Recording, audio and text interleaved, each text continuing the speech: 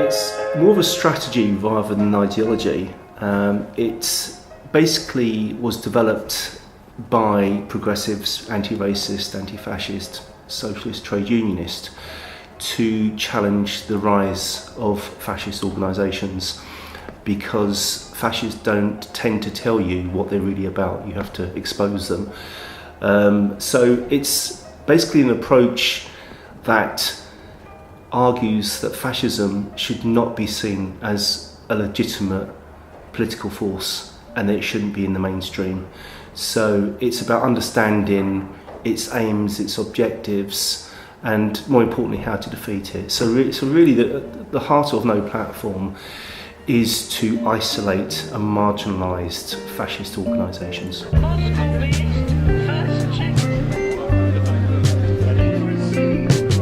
These people protesting who claim to be against fascism, I think, don't appreciate the irony of their position, because authoritarian stamping out of free speech is one of the hallmarks of fascism. Okay, well, firstly, we don't have freedom of speech. There are limits to freedom of speech. No one has a right to incite racial hatred and violence. We have libel laws as well. So it is a real red herring, the argument around freedom of speech. I would have to ask the question to the people here today: would you engage in debate as well, or would you just keep your hardline position, which is opposed to fascism? Even though I don't support fascism, I mean, I would obviously argue against it, but at the same time, I would still listen to the arguments, even of a fascist person, and engage in a debate. And I think that we're looking at two sides of the same coin. We have one person who's all the way fascist, far, far right, and people on the far, far left are sort of meeting in this authoritarian place, and I think that you have problems on both sides. My question would be why it was she thought all mosques needed to be under surveillance in France, and I would ask her whether she thought it was a coincidence that the day after she announced that, a Muslim man was fatally stabbed in Avignon, and challenge her with the idea that her views are causing harm directly in France. And all we're doing today is a group of people who don't agree with her but want to hear what she has to say are going to speak to her. We're going to ask her some questions that she wouldn't normally want to answer because they're not from people that normally listen to what she says.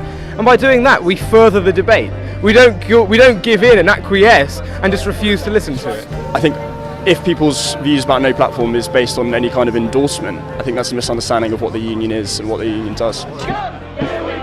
I think the Front National has repositioned itself between the BNP and I'd say UKIP. That's where they've positioned themselves. But the origins of their group are fascist. Marine Le Pen's father is still in the organisation and is an honorary position. It's the third time he's been fined for saying the Holocaust is a small detail in history. I think you have to take responsibility in a democracy. I'm for debate, I'm for argument, but I'm also for responsible debate and argument. And I believe it's irresponsible to give her a privilege. I don't believe Marine Le Pen deserves any privileges or respect. No, it's not about freedom of speech. It's about an organisation such as the Oxford Union deliberately choosing to give her a platform. She has freedom of speech. She has freedom of speech in her country. You know, she's actually, sadly, at the moment, a fairly popular politician. So freedom of speech is not an issue. It's about who you choose to invite. Every time the fascists have tried to organise, we no platform them at Cable Street.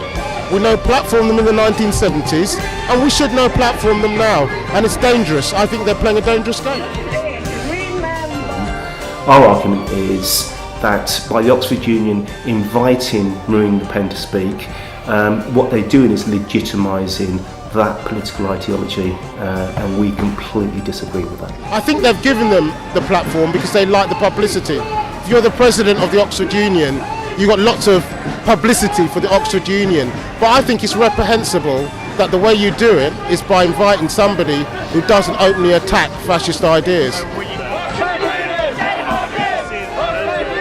I think they think it makes them look, very exciting or out there, but actually I think it's deeply irresponsible, and I do question that these are presumably very intelligent young women and men who have had a good education, and their understanding of the nature of fascism and Nazism is sadly lacking. And I think that, in the light of the fact that we've just had World Holocaust Day, and yet again we've seen those, terrible, terrible images, and that's the tradition that this woman is in.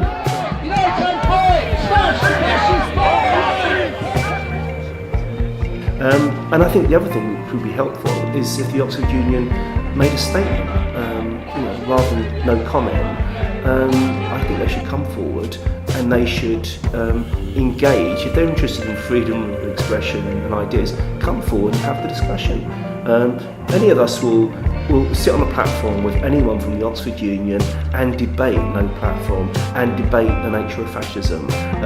So there's an invitation there. If they want to debate these ideas, we're up for it. We'll have that discussion with them.